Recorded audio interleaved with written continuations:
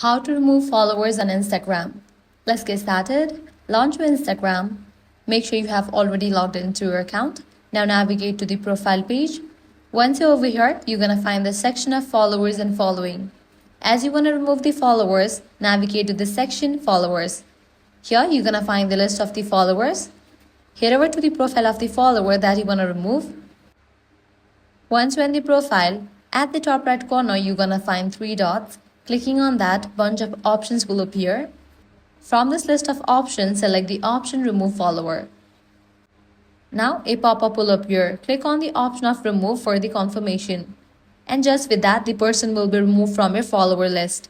By following the same process, you can easily remove other followers as well. And that's it.